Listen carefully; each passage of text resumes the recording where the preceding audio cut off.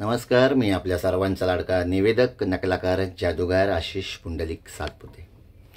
तर आज तुम्हाला प्रेमात आणि दारू यात काय फरक आहे थोडक्यात सांगतो। प्रेमात या ठिकाणी माणूस वेडा होतो आणि दारू पिल्यावर माणूस छानपैकी फ्रेश होतो, हा पहिला फरक। आणि दुसरा फरक, प्रेमात रात्रभर झोप येत नाही आणि दारू पिल्यावर मस्तपैकी झोप येते, हा दुसरा फरक।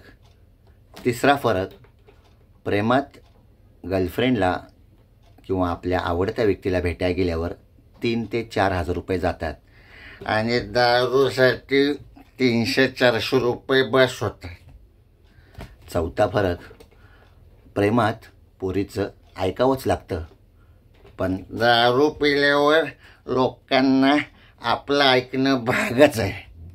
काय म्हणताय, बरोबर की नाही?